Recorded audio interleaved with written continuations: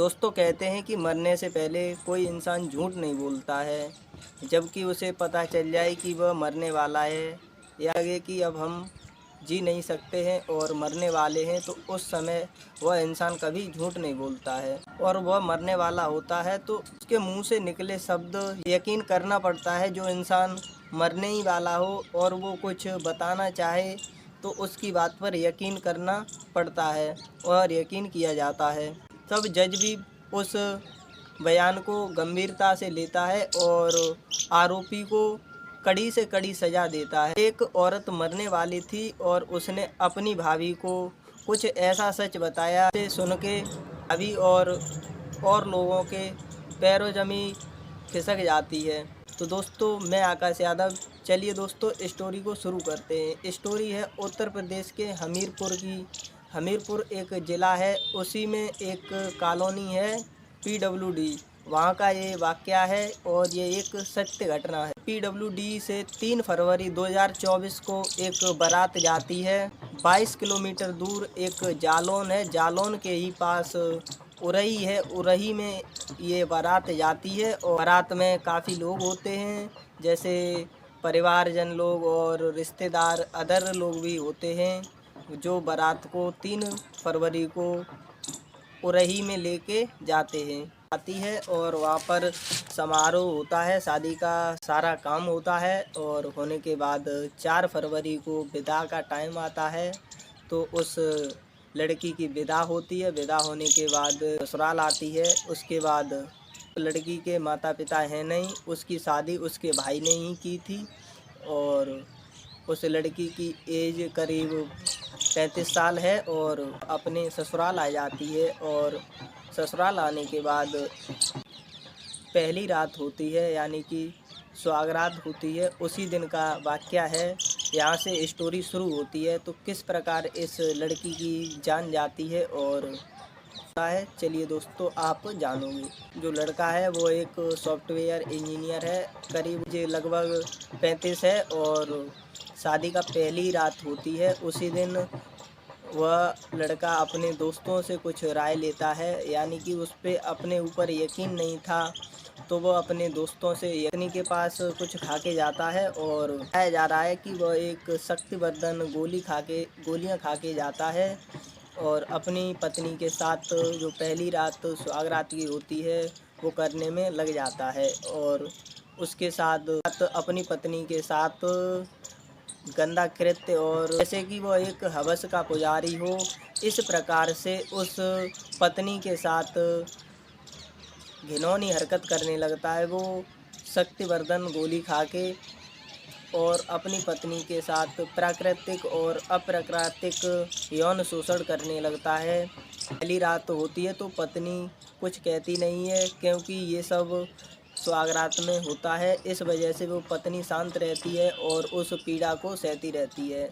ऐसा ही दूसरी रात भी वो शक्तिवर्धन गोली खा के आता है और उस अपनी पत्नी के साथ पहली रात की तरह यौन शोषण और प्राकृतिक यौन शोषण करने लगता है।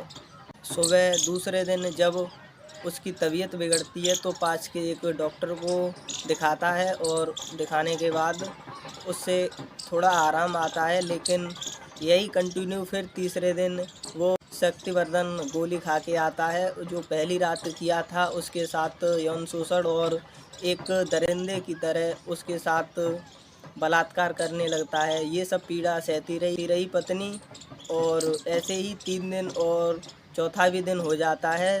फिर उसकी तबीयत ज़्यादा ख़राब हो जाती है तो वो अपनी जेठानी से कहती है कि मेरी तबीयत बिगड़ रही है, उल्टी हो रही हैं।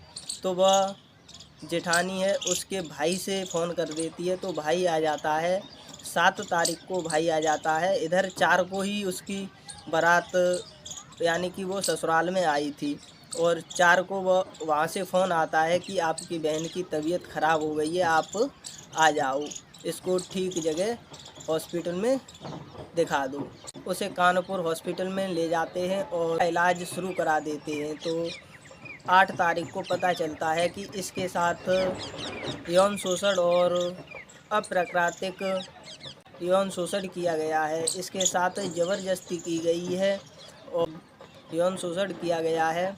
तो भाई को ये बात सुन के थोड़ी नाराज़गी होती है, तभी उसका इलाज चलता है। वहाँ पर नर्स और डॉक्टर उसकी जान बचाने में लगते हैं, लेकिन उस लड़की की तबीयत बिगड़ती ही जाती है, डॉक्टर के काबू में नहीं आती है। धीरे धीरे वो लड़की 10 फरवरी को करीब 3 बजे के टाइम उसकी मौत हो जाती है। ये सब होने के बाद ये बात सोशल मीडिया पे वायरल होती है कि सॉफ्टवेयर इंजीनियर था पति, उसने शक्तिवर्धन गोलियां खाकर अपनी पत्नी की यौन शोषण और बलात्कार किया, उसकी वजह से इसकी जान चली गई। ये सब बातें सोशल मीडिया पर वायरल हो चुकी थी। पत्नी ख़त्म हो जाती है और अब उसका अंतिम संस्कार के लिए उसके परिवार और भाई लोग अंतिम संस्कार के लिए अपने घर ले आते हैं। तो वहाँ पर मीडिया भी पहुँच जाती है। तो मीडिया में उसकी भाभी थी, भाभी के पास कैमरा लगा दिया जाता है एक मीडिया वाले ने। तो भाभी के बयान होते हैं कि उसके पति ने शक्तिवर्धन गोलियां खाई थीं और इस वजह से इस लड़की की जान चली गई। और बिना पढ़े लिखे ये काम करें तो कहीं तक सोचा जाता है कि उन्हें ज्ञान नहीं था। दोस्तों, एक सॉफ्टवेयर इंजीनियर ये काम कर सकता है। दोस्तों, पता नहीं इस दुनिया में कैसे कैसे लोग हैं। यदि उसे कोई परेशानी थी तो अपने किसी डॉक्टर की सलाह लेता, लेकिन दोस्तों कहते हैं कि ये होना ही था तो वो अपने दोस्तों की सलाह लेता है। और दोस्त भी ऐसे होते हैं कि उसे इस प्रकार की गोलियां बता देते हैं और वह ये बीवी के साथ यौन शोषण करता रहता है और लास्ट में उसकी जान चली जाती है। पति से पूछा गया तो पति कहता है कि इसकी शादी हुई थी, उसी समय यह बीमार थी और शादी होने के 7वें ही दिन इसकी मृत्यु हो गई। तो दोस्तों, इसमें क्या सही है क्या गलत है, ये सब तो बाद में पता चलेगा। लेकिन दोस्तों, यदि भाभी ने जो बताया वो सही है तो फिर दोस्तों दोस्तों पढ़े लिखे होने का कोई महत्व नहीं रहा।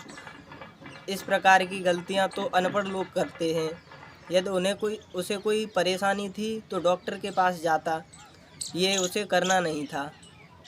तो दोस्तों, मेरा वीडियो बनाना किसी के दिल को ठेस पहुंचाना नहीं है, बल्कि समाज में हो रहे इस प्रकार के कृत्यों को दिखाना है, जिससे कि आप सभी लोग जागरूक रहें और इस प्रकार की गलती ना करें और अपने जीवन में स्वस्थ और मस्त रहें और कोई तकलीफ़ ना आए। तो दोस्तों, आपको यह वीडियो पसंद आई तो इस चैनल को सब्सक्राइब कर लो और वीडियो को लाइक। मिलेंगे किसी न्यू वीडियो में, तब तक के लिए जय हिंद जय भारत। थैंक यू दोस्तों।